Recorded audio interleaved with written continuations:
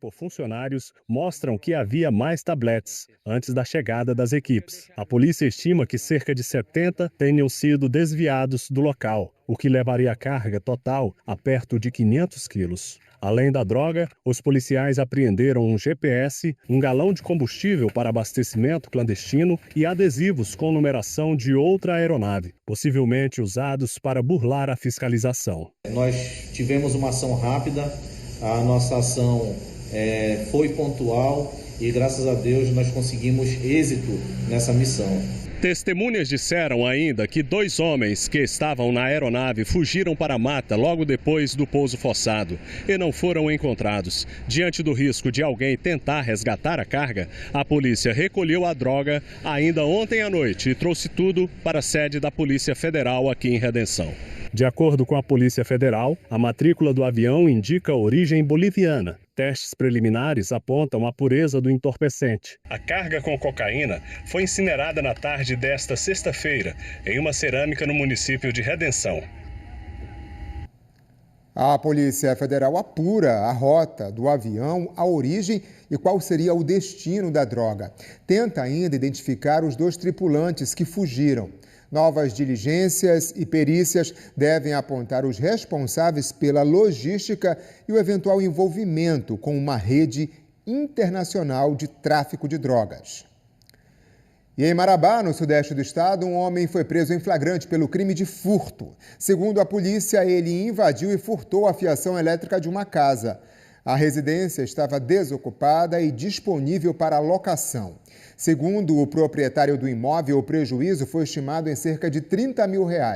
Ainda de acordo com a polícia, os cabos furtados eram queimados para a retirada do cobre. Em seguida, o material era revendido para uma sucata na região.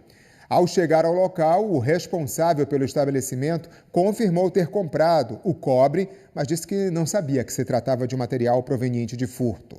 O suspeito foi encaminhado para a seccional de Marabá para a adoção dos procedimentos cabíveis. Agora a gente reforça aqui, que é também preciso investigar quem compra esse material. Isso é receptação. Em Parauapebas, no sudeste do estado, a polícia investiga as circunstâncias de um homicídio na área comercial da cidade. O crime foi registrado por câmeras de segurança. A vítima foi identificada como Cauã Martins de Souza, que, segundo a polícia, já havia sido preso por envolvimento em diversos crimes. As imagens de segurança mostram quando Cauã é surpreendido por homens que chegam em uma caminhonete. Ele é atingido com vários disparos e morre no local. Na sequência, o vídeo mostra o veículo fugindo em alta velocidade.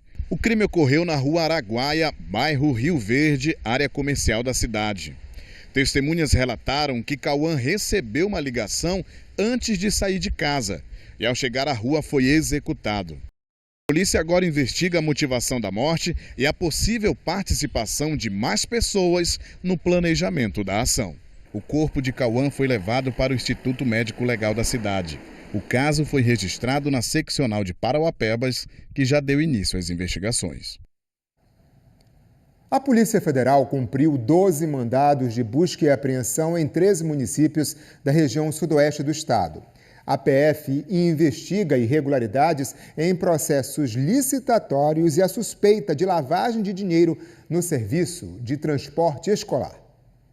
A Operação Rota de Hermes se concentrou no município de Brasil Novo, com o objetivo de desarticular um possível esquema voltado à prática de crimes contra a administração pública, especialmente fraudes em procedimentos licitatórios, corrupção e lavagem de dinheiro na prestação do serviço de transporte escolar. Foram cumpridos 12 mandados de busca e apreensão em endereços residenciais e comerciais nas cidades de Brasil Novo, Medicilândia e Altamira.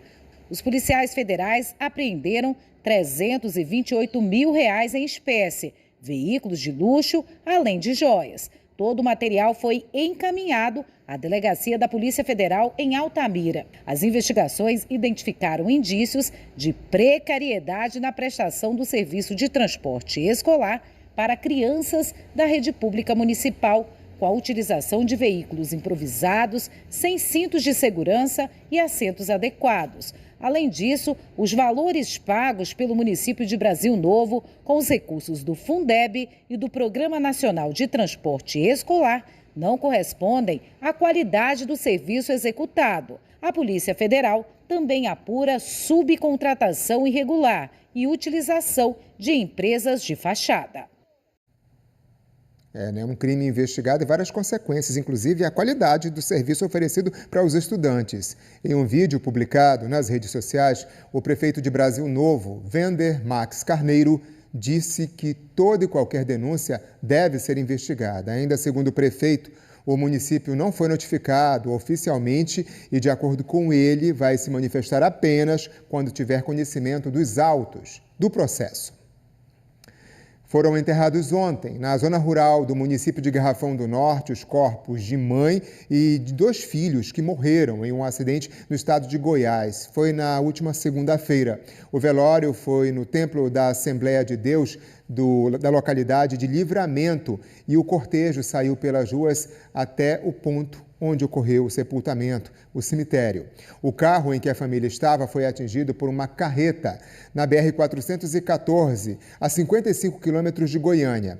As vítimas foram identificadas como Aldenora Gomes da Silva e os 2 filhos, Jacinto da Silva Costa, de 11 anos, e Débora da Silva Costa, de apenas 9 anos. O motorista do carro, que era de Goiás, também morreu no acidente. Mais de 107 mil universitários possuem algum tipo de dívida em aberto aqui no estado. O cartão de crédito e o pagamento de mensalidades em faculdades são as dívidas que mais pesam no bolso dos estudantes. A tentativa de trancar a faculdade de Direito se transformou em uma grande dívida que a Gleice não tem como pagar. Tudo começou quando ela passou em um concurso público no interior do Pará em 2018 e precisou abandonar o curso. Vou trancar a faculdade, suspender o FIES e depois eu vejo o que eu faço. Suspendi o FIES e mandei um e-mail para a faculdade, porque como foi tudo muito corrido, não tive como ir na faculdade. Mas mandei um e-mail, para mim estava tudo bem. E fui seguir minha vida. 2 anos depois da solicitação de trancamento do curso via e-mail, a faculdade começou a cobrar o valor de um semestre inteiro. Virou uma bola de neve, porque é um semestre inteiro, mais os juros, pererê, já desde 2018. Tá uma bola de neve, tá quase 40 mil. Quase não, eu acho que já tá mais de 40 mil. Estes problemas financeiros refletem diretamente no rendimento do aluno na universidade. Isso porque 4 a cada 10 universitários acabam trancando o curso por não conseguir pagar as mensalidades. E é justamente o desemprego que aparece como uma das principais causas deste endividamento. Em função, primeiramente, é o desemprego. Tá? Segundo, os estudantes eles estão priorizando outros gastos e isso dificulta, o pagamento das mensalidades.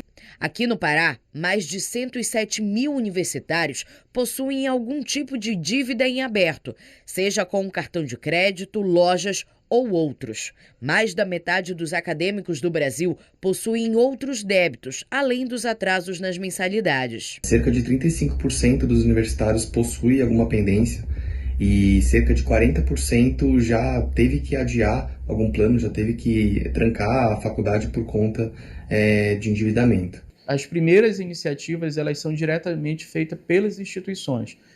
Há uma possibilidade, inclusive, facilitada de negociação, quando essa negociação é feita diretamente com a instituição, que muitas vezes abre mão ali muitas vezes de juros, multas que estão previstas legalmente em contrato. A própria Serasa promove negociações e ofertas para os endividados quitarem os débitos. Descontos que podem chegar até a 95%. Para especialistas, as medidas são uma boa solução para os estudantes conseguirem quitar débitos antes de entrar no mercado de trabalho. Eles vão estar saindo da vida acadêmica, tendo já um saldo negativo, e aí uma dificuldade de obter uma linha de crédito que possa ajudar eles na obtenção de um valor que vai ajudar no investimento tanto da sua profissão ou qualquer outra realização de um sonho. Apesar disso, a dificuldade de acesso e de conseguir chegar a um acordo diretamente com a faculdade tem impedido alguns universitários, como a Gleice. Eles não têm uma proposta viável. Eles querem que eu pague o semestre inteiro sem os juros, que não é um valor acessível também. A gente mostra agora que a Basílica Santuário de Nazaré vai fechar a partir da segunda-feira. O motivo? Mais uma etapa das obras de restauro, um trabalho que vem sendo realizado meticulosamente por etapas desde novembro de 2023 na Basílica símbolo da capital, símbolo do Círio de Nazaré, que temos imagens ao vivo. Você está vendo? Olha aí, é o altar-mor. O trabalho de restauro vai ser feito aí. Nesse momento que você está vendo é um painel, uma plotagem, porque lá atrás o trabalho de restauro já iniciou. Além do altar-mor, ali onde fica o Glória, que é tão simbólico, né, para todos nós paraenses, aí no Círio de Nazaré, a imagem original desce do Glória para ficar mais perto dos devotos ao longo da quadra nazarena. A gente tem também um trabalho de restauro que vai ocorrer nas capelas laterais que ficam aqui, do lado da Basílica de Nazaré. Bem, a orientação da diretoria aí, a gente está mostrando agora, fazendo o movimento, são essas as capelas que vão ser reformadas também ao longo de toda essa semana. Essa etapa de restauro vai seguir até o dia 7 de setembro, até sexta-feira. Durante esse período, as missas serão celebradas na Praça Santuário, do lado de fora, nos horários em que já ocorriam. No dia 8 de setembro, vai ocorrer uma grande programação para a reabertura da igreja e já a apresentação do espaço aí restaurado, inclusive o altar-mor que você está vendo ao vivo nesse momento. E veja a seguir no futebol a derrota do Remo para o Criciúma e a tentativa de invasão de torcedores no Mangueirão. E o governo federal reconhece a nossa guitarrada como manifestação cultural do Brasil. São 7h19. Temos imagens ao vivo aqui da área do Boulevard Castilhos França. Você está observando, os carros parados aqui estão estacionados em local proibido. Aqui é uma ciclofaixa, não poderiam estar nesse local. Volto já já.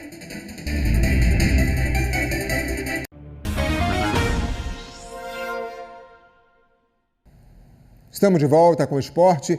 O Remo perdeu para o Criciúma ontem no Mangueirão em um jogo que foi marcado por confusão dentro e fora do gramado. Remo e Criciúma no Mangueirão. Duelo direto por um lugar dentro do G4. O Remo tinha a volta do artilheiro Pedro Rocha, enquanto o Criciúma vinha com o ex-bicolor Nicolas, com esperança de gols. Me sentindo em casa. É um estádio que eu me sinto muito à vontade, né? Fui muito feliz aqui na cidade, no clube onde eu joguei. Só que quem roubou a cena foi outro jogador com passagem pelo maior rival azulino, o goleiro Alisson. Na jogadaça de Pedro Rocha, o camisa 1 fez a primeira de várias defesas que faria a seguir. Como nesse chute de Matheus Davó, Alisson também parou Marrone 2 vezes. O segundo tempo começou como foi o primeiro, o Leão atacando. Só que Davó chutou em cima de Alisson. Nem finalizando de longe, as coisas estavam dando certo para os azulinos. O Remo era tão dominante na partida que Marcelo Rangel pouco era exigido. Para tentar conseguir a vitória, Antônio Oliveira colocou Pavani em campo. E no primeiro lance, o meia acertou esse chutaço para mais uma defesa de Alisson. Nos acréscimos, Pedro Rocha teve uma grande oportunidade e acabou isolando. Com a partida encaminhando para um empate sem gols, o árbitro marcou um pênalti para o time catarinense, que na hora ninguém conseguiu entender nada.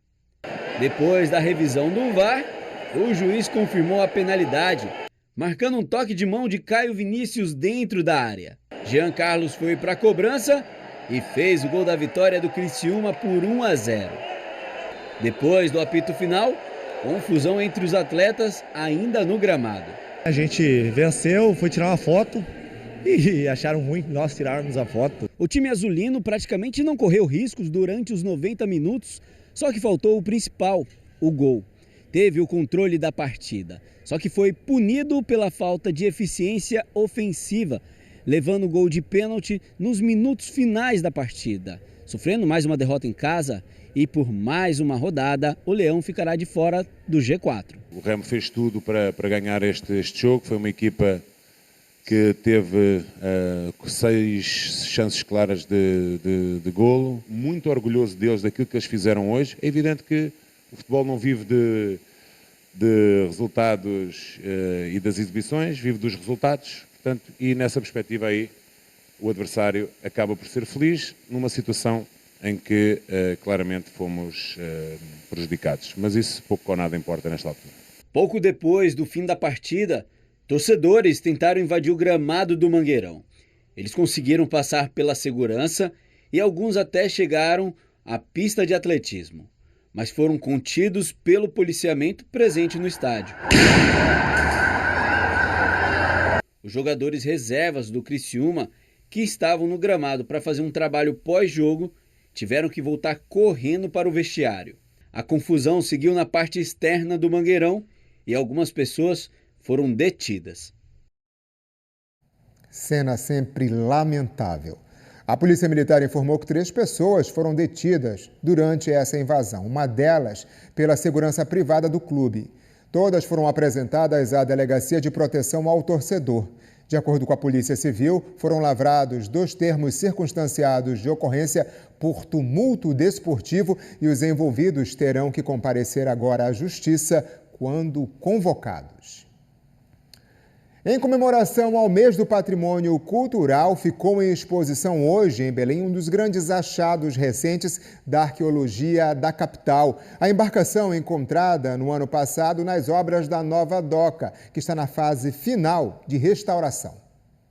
A embarcação foi exposta a poucos metros do local onde foi encontrada, em um encontro instigante entre presente e passado. O achado arqueológico, que foi descoberto em agosto do ano passado durante o avanço das obras do Parque Linear da Doca, vem passando por um longo processo de restauro, conservação e análise. Um trabalho minucioso desenvolvido por cerca de 20 restauradores, todos paraenses. Teve o processo de limpeza mecânica inicialmente, depois o teste de limpeza química, até que a gente achou o procedimento mais adequado e que iria conservar. A ideia aqui foi a gente buscar manter a estrutura o mais fidedigno da forma como nós encontramos. O barco, construído em chapas de ferro, tem cerca de 25 metros de comprimento por 7 de largura e pouco mais de 2 metros de profundidade, e seria de meados do século XIX. Hoje, pela primeira vez, foi realizada uma visita guiada ao tesouro arqueológico.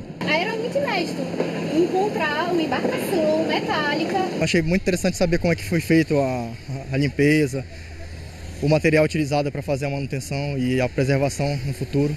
E como estudante de conservação e restauro, isso aqui para mim hoje foi uma aula magnífica. Magnífica, a dimensão dele também, né? A gente fica admirada da dimensão que ele tem e o material tá submerso tanto tempo e está em bom estado pelo tempo de submersão. A atividade faz parte da programação da Superintendência do IFAM no Pará, em comemoração ao mês do patrimônio cultural brasileiro. A importância da gente trazer as pessoas para cá é para elas poderem visualizar, porque está todo mundo dizendo, cadê a embarcação, como é que ficou, como é que faz e que história ela nos traz. A retirada da embarcação do local onde ela foi encontrada e os trabalhos de restauro e conservação fazem parte de um processo ainda mais complexo e cheio de curiosidades, o levantamento da história dela. É como se fosse um grande quebra-cabeça, onde as primeiras peças já começaram a se encaixar. Nós encontramos uma moeda.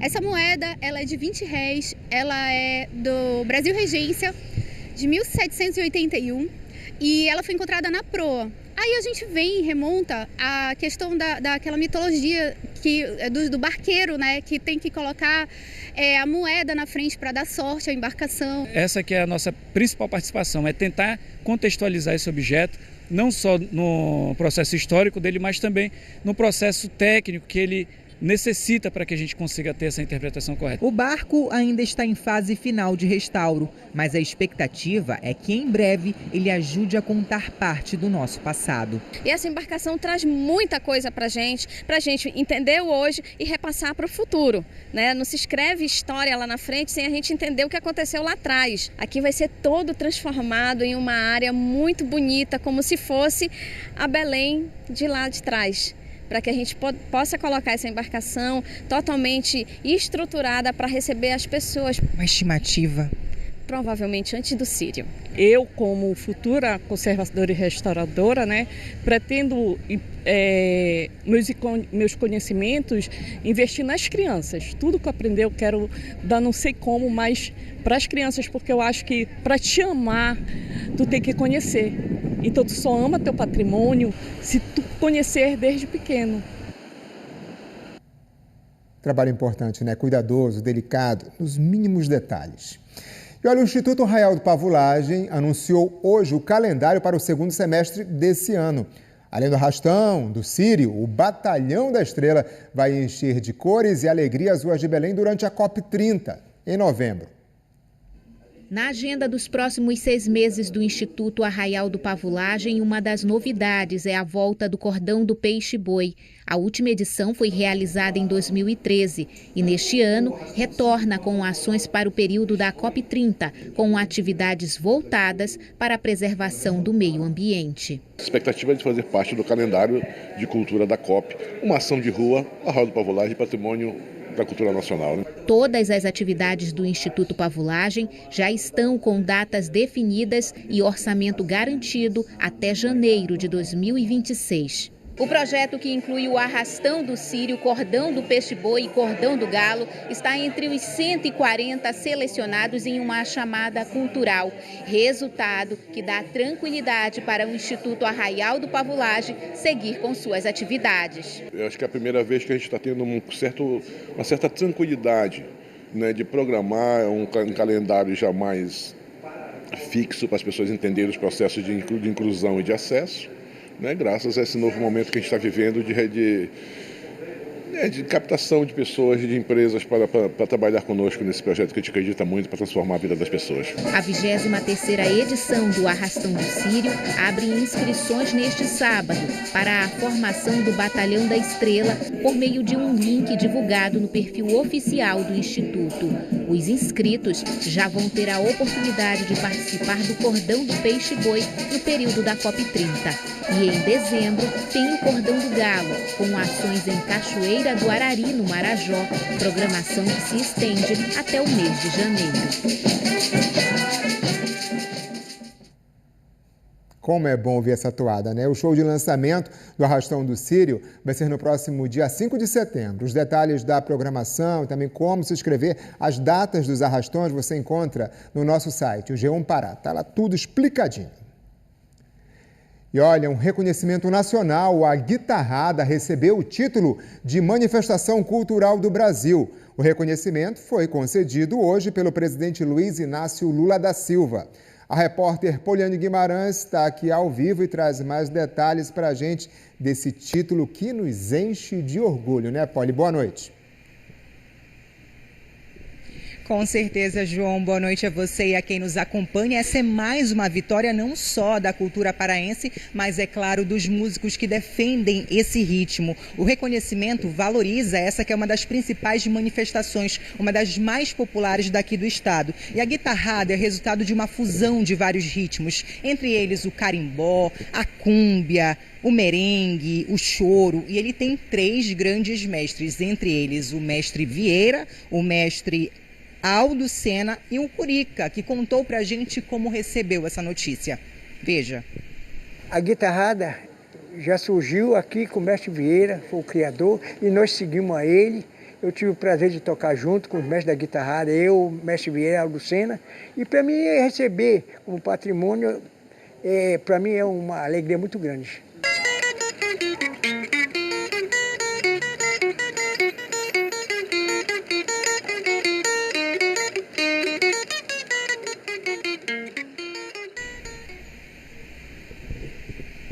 Olha, sonoridade que também encantou as novas gerações que vêm se destacando no cenário nacional. A exemplo de Félix Robato, e também Felipe Cordeiro, que consideraram esse reconhecimento justo e necessário. Veja. Esse reconhecimento para a guitarrada é muito importante, porque dá legitimidade nesse gênero musical que foi criado na nossa região, que tem um grande mestre, como o maior ícone, que é o mestre Vieira. Eu acho que é um reconhecimento para ele também, e para todos nós que bebemos nessa fonte, dessa música, desse ritmo. Eu acho importante demais e é uma grande conquista para a gente. Estou muito feliz com esse reconhecimento da guitarrada nacionalmente, porque a guitarrada vem de muito tempo, o povo dança, o povo ama. Salve, salve esse grande patrimônio que a gente tem, que é a nossa guitarrada. Um ritmo extremamente contagiante, com o DNA paraense e que envolve gerações. Olha, eu posso até arriscar, já levando em consideração uma opinião que eu ouvi ainda agorinha, que além de dominar o Brasil, a guitarrada já está tirando o passaporte, indo para outros países. E para falar um pouquinho sobre essa expansão desse ritmo tão paraense, eu converso agora com Eduardo Barbosa, ele que é músico, produtor e também pesquisador musical. Eduardo, já rompeu barreiras faz tempo, né? A guitarrada agora é do mundo? Exatamente, com certeza. E esse reconhecimento ele é muito importante por parte do governo federal, justamente por essa legitimação de um gênero originariamente amazônico, né? Amazônico, paraense. E é muito legal ver, por exemplo, o Manuel Cordeiro, que já tocou fora. Eu e o Negrão tocamos ano passado no Festival Cervantino no México. O próprio Félix, né, que está na França nesse momento. Então é muito legal ver o gênero se expandir dessa forma. Inclusive com bastante música, com bastante alegria, contagiando o Brasil e o mundo, e nada melhor do que comemorar esse reconhecimento com muita guitarrada. Ele que é o mentor, né, do projeto Noites de Lambada, que reúne vários gêneros musicais em um baile paraense. Hoje tem comemoração, sim. Exatamente, a festa veio muito a calhar por conta desse reconhecimento que aconteceu por parte do governo federal hoje, e a festa vai ser mais do que especial justamente para a gente poder propagar a nossa cultura para as pessoas que são amantes dos nossos gêneros musicais, da nossa cultura, da culinária que também tem aqui no Apoena. Então vai ser uma noite muito especial. Perfeito. Olha, o baile começa daqui a pouquinho, mas é claro, eu não posso deixar de encerrar o JL2 com muita música. Eduardo, é com vocês.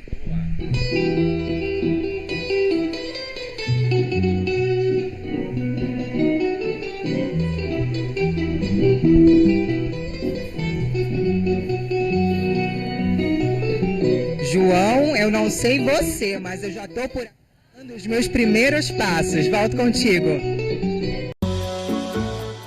Ernesto bolou um plano para botar a mão